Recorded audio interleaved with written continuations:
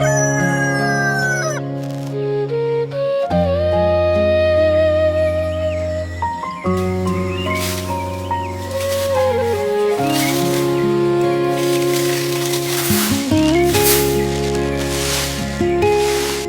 pula pergi si Aiman ni? Pagi-pagi lagi dah keluar rumah.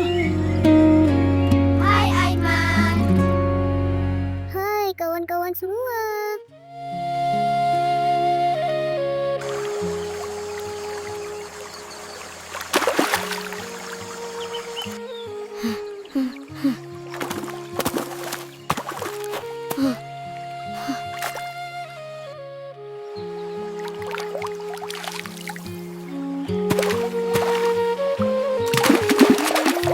Kamu nak ke mana, Aiman?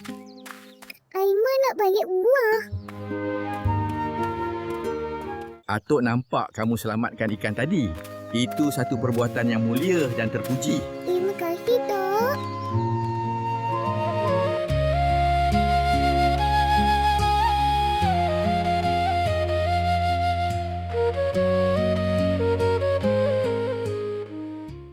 Aiman.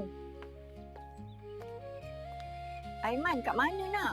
Ya, Mak. Aiman tengah betulkan layang-layang ni. Bungkusan ni nanti Aiman bagi kat Mak Timah ya. Baik, Mak.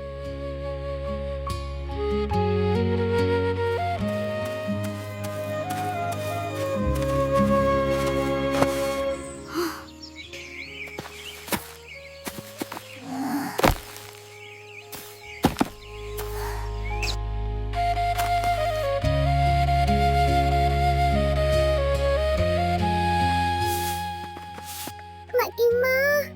Ya Aiman. Mak Timah, Mak Aiman ada bagi kuih. Terima kasih Aiman. Aiman balik dulu ya, Mak Timah. Jalan baik-baik ya Aiman.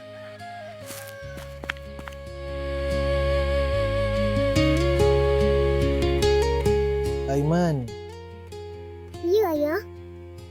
ayah bangga ada anak macam Aiman. Aiman, selalulah buat kebaikan. Walau sekecil apapun, Tuhan sangat suka orang yang buat kebaikan. Baik, Ayah. Aiman akan ingat pesan Ayah sampai bila-bila.